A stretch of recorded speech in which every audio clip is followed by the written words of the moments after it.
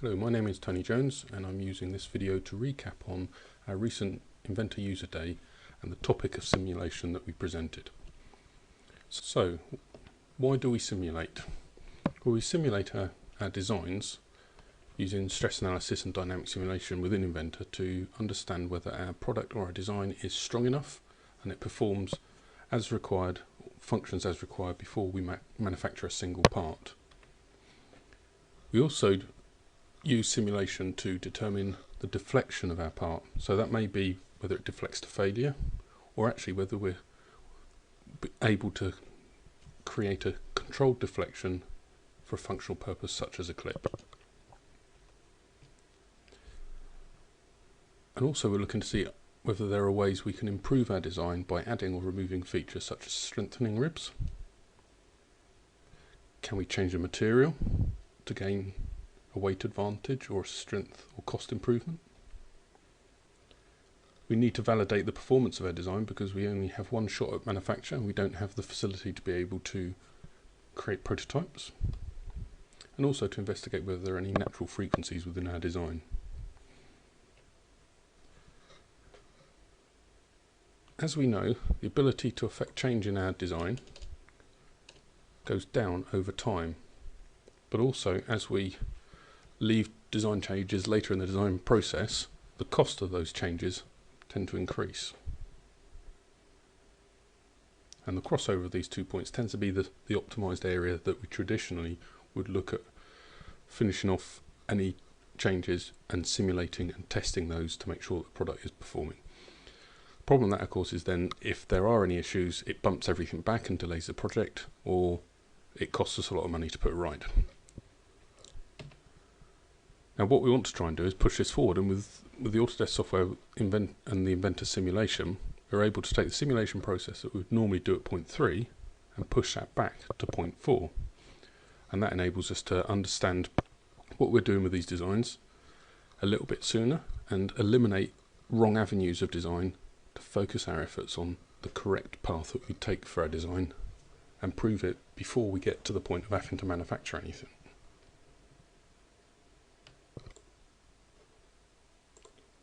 So, what are the benefits of using simulation within our design process? Well, first of all, we're identifying our design direction sooner, so we're able to understand what are the options and get an understanding of the impact on the design and the performance of that much sooner and go down the correct avenue of design.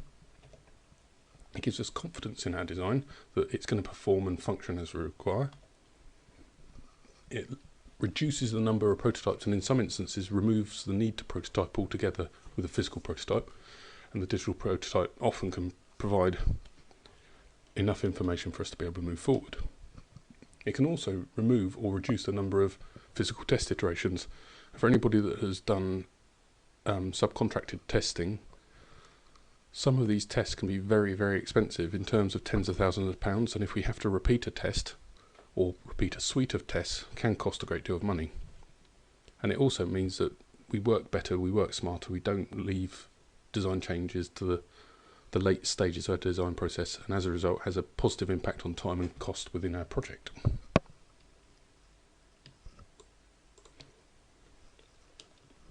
So what do we get with Inventor? So in the box you'll find stress analysis, which is a linear finite element analysis tool with modal analysis, which will do both part and assembly analysis. You get dynamic simulation, which will give you kinematic studies of your systems, allowing you to apply torsions, frictions, and mimic the actual function and movement of a system, and also export that into the stress analysis environment so we can take a time snapshot of the system at its maximum loading condition and feed that into the stress analysis environment. You have a frame analysis tool which will allow you to start looking at bending moment diagrams, shear force diagrams based on a frame structure that you've developed with an Inventor.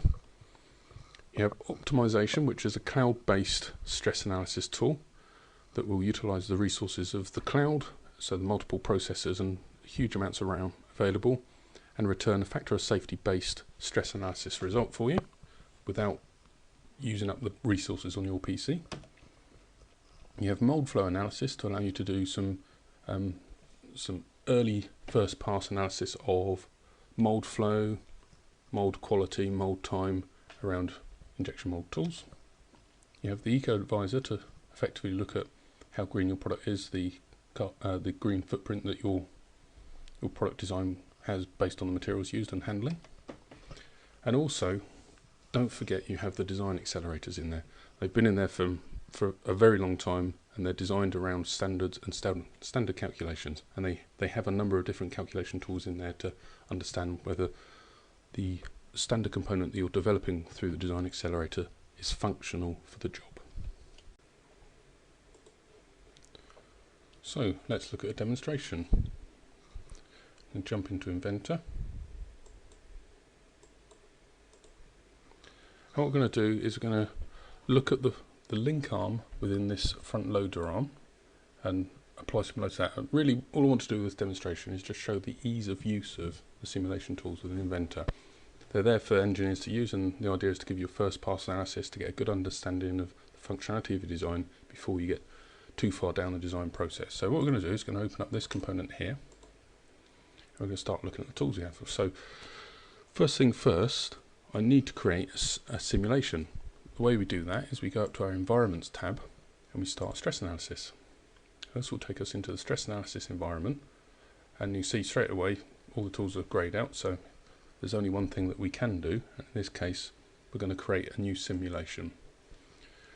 So within here I can define a static analysis, I can also define a modal analysis, and there's some information here to define the bound or the boundary conditions between surfaces in an assembly. In this case I'm happy with a static analysis. If you have the risk that the part might move around a little bit based under the load and constraint conditions, you can use a detect and eliminate rigid body modes, which will then apply light springs to hold things in place enough for the analysis to continue. What I'm going to now do is name it. So in this case I'm just going to do a simple 50-ton load. Always rename your simulation just to make it easier to identify, because we can actually load a number of different simulations within one file. And hit OK. There we go. So let's have a look at the user environment to see what we have. So as we go from left to right, you'll see that we have create simulation, assign our materials, assign our constraint conditions, our loading conditions, and then we have a load of solving and setup conditions here. And then finally on the right hand side, once we've completed a simulation, we'll have some reporting and then feedback tools. So one of the things I want to do is to have a look at the parts itself. Now this is a multi-body solid, and you'll see here it's highlighting the bodies within here. One of the things that's nice is the fact that multi-body solids are created and dealt with like an assembly file, so you can analyse it as if it was a fabricated assembly. And again, one of the things I would always recommend when doing a simulation is to keep things simple. One of the biggest problems you'll find with simulation is over detailing it, putting too much detail in the model, putting too much detail and over constraining or overemphasising the loading. Keep it simple, try and represent in simple terms what the system is going to be set to, loading and constraint wise. Now the first thing to highlight in here is the fact that this part has an embossed bit of text in here. Now this actually generates a bit of a problem in that this will actually skew the meshing of our analysis. So what I'm going to do is I'm going to turn the mesh view on, and you'll see that around the text the mesh is quite tight. You can see all around here unnecessarily complicated and tight meshing going on, as opposed to the other side where there's no text. It looks fine. So what we need to do is remove that. So what I'm going to do is, in the body we will find that there is an emboss here that I can exclude from the simulation. And if I now go into the mesh and update that, which will also incidentally automatically deal with the contacts, which will put bonded contacts between all of the surfaces to represent welded condition. Now my mesh is a lot simpler. So that's the first thing. Remove any small features that don't necessarily add to the strength of the part. So often you find small holes, embossing, radiuses on the edges that don't actually strengthen the part particularly. Lose those. It simplifies the simulation and makes it easier to resolve. So from here, I'm going to go through and I'm going to set up this is simulation. So first of all, check my material, mild steel, I'm happy with that. Secondly, look at my constraints. So what I want to do is put a pin constraint on the inside hole here. That will effectively represent the pivot. And I want to put a fixed constraint on the inside of these holes to represent this being resisted against. So that's my analysis held with its constraints. That's all I need in there. And then the next thing I need to do is actually put a loading condition on this. So what I'm going to do is I'm going to use my bearing load to represent a load being applied to the internal surface of this hole. The direction of it obviously is not right at the moment, but that's fine. I can redefine my direction by using my loads there and flipping the direction. And in this instance, I'm going to go in and set that to 50,000 newtons. Fairly straightforward. So I'm going to run that through, hit the simulate tool and run.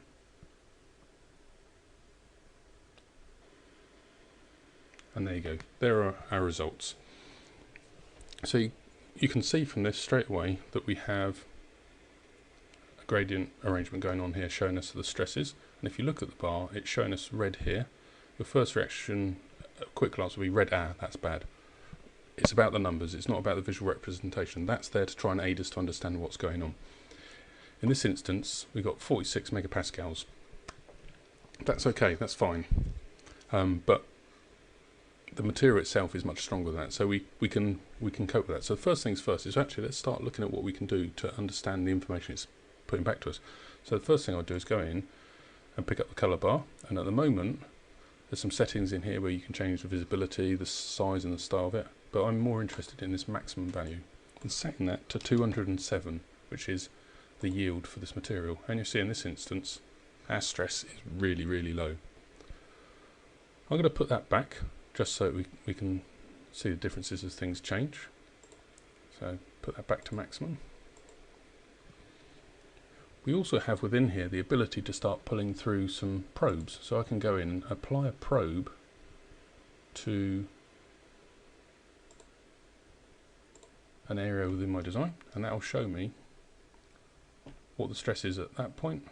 I could potentially put a point there and get a picture of the stresses at different points. Now these are fairly randomly placed, in so much as accurate as I could be in my placement, but I can edit these and edit the position and define its position based on the origin point of this part. So I can be very precise in that.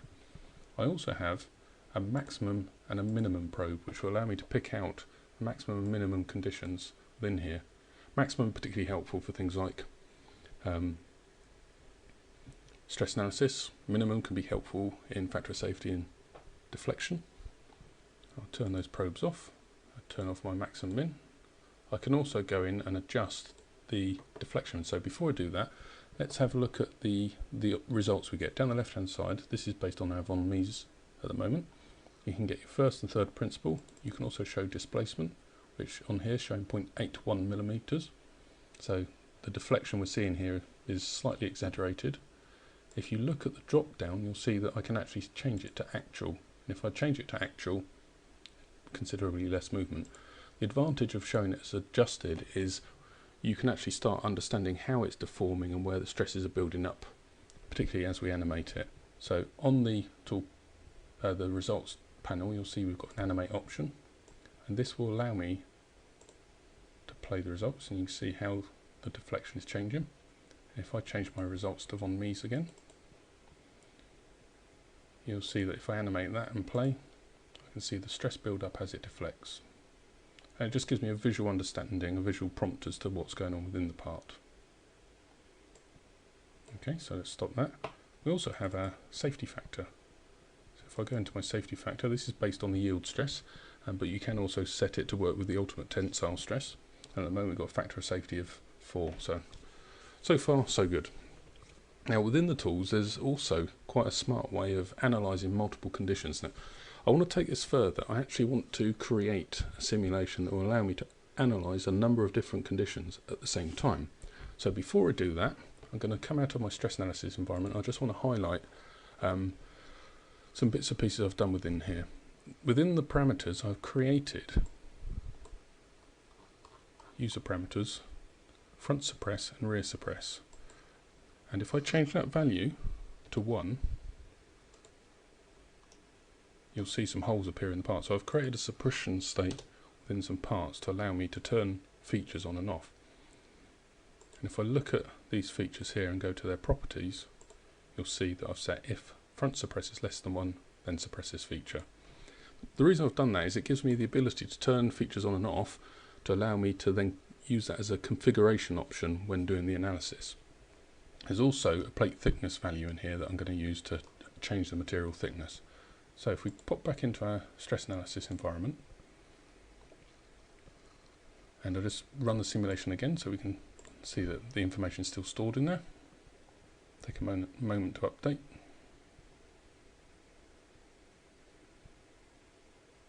Now, one of the things that you can do within the stress analysis environment is you can reuse the simulation that you've already set up rather than having to configure it from scratch again. So all I'm going to do is take a copy of this one. So if I pick my simulation in the browser and right click on it, I can copy the simulation, and we now have 2 simulations. I'm going to edit this one because first things first, I want to change the name of it.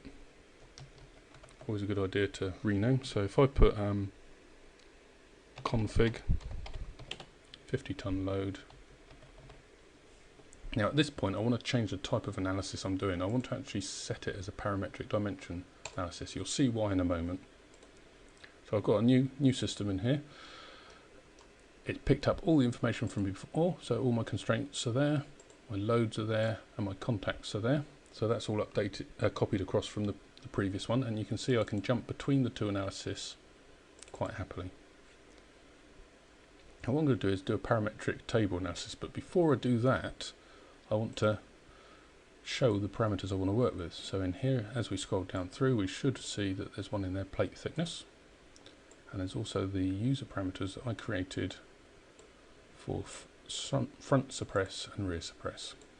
So now they're available, I can do my parametric table, and you'll see that those parameters are available now.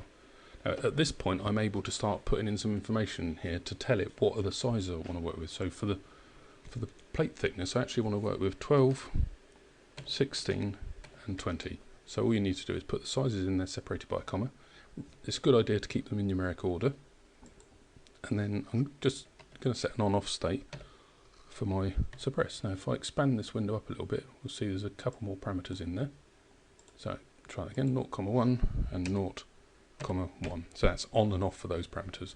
When I'm happy with that, I can right click anywhere in the table and say generate all configurations. And what this will do is go through the model and set up all the configurations. So we've got 3 times 2, 6 times 2 again is 12 different configurations of this part for analysis. And I can analyse them all in one lump. Now the benefit of doing this is it's allowing me to analyse this part and reduce the material to find an optimal condition that will satisfy both the stress requirements and the load requirements, but also give me, in this instance, we want to try and return the minimum material required to satisfy this design. So we've set up the configurations, and I can scroll my way through, and you'll see as I change them, the part changes, and you'll see the original will show as a wireframe, but as I change the parameters it will show me the other options as well. So let's set up our design conditions now then. So I'll just drop that down a second. I'll make a little bit more room for myself here. First of all, I'm going to add a constraint, and in this case I want my von Mises. I'm going to add another constraint in here, which will be for the mass, because we're interested in finding out the minimum mass.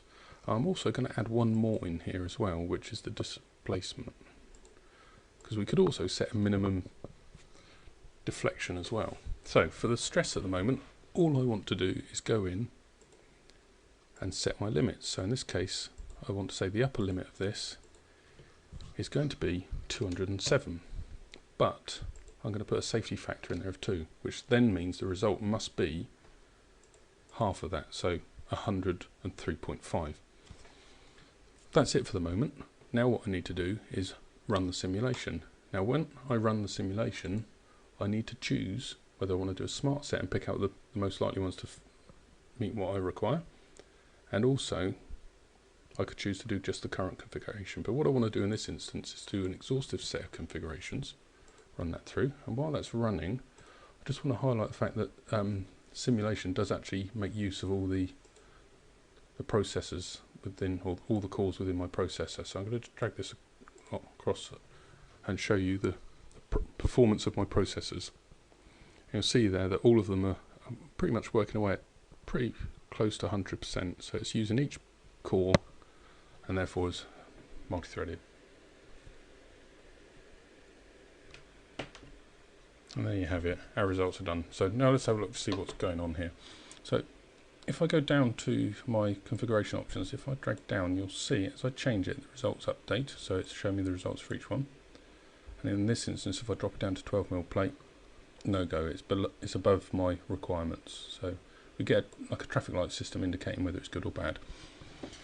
Now, rather than having to go through that manually one at a time, trying to check and determine, well, if I turn that on and that off, does it meet my requirements? You can actually use your design constraints here to define that. So if I pick minimize for the mass, it will go and find the minimum mass for the component that satisfies our stress requirements. And in this instance, we see that if we use a 16mm thick plate with the holes through both sides, front and back, that this actually meets our requirements. I could also go one step further and say, well, actually, I want to limit the deflection, so set an upper limit of the deflection of 1mm. And that will then adjust the results to see what's required there. And by doing that, I end up with a 20mm thick plate with holes. In this instance, I'm not worried because we're not looking at a massive amount of difference. So there you go, going back to that, so 177 against what we had before, which was 221. So we're looking at what? A few kilograms difference. That's going to save us a bit of money over time, depending on the quantity we're going to manufacture. So I'll put that back to where it was. Now, that's kind of running the first pass through. The last thing I want to do is just go through a convergence check to make sure that this is a consistent result, because it's given us a result, but how do I know? Well, I either use my experience and maybe some hand counts just to sanity check that to understand that it's correct, but we also have the ability to do a convergence check that will allow us to analyze it. Now, the way it does that is it refines the size of the mesh and the basically the H and P refinements, which are fairly automatically done. In essence, it's the freedom of the element to move on the nodes and also the size of the element. So as it refines the mesh and makes it more smaller, it becomes more accurate. Now, typically what you would find is that the stress would climb as you make the mesh tighter and tighter. But it gets to a point where it should change very little, and the climb of the stress should plateau off. So the difference between one iteration and the next iteration should become quite small, and as a result we're looking for this plateauing off of the stress to reinforce the fact that this is a good result and it works. So what I'm going to do is I'm going to go into my mesh controls.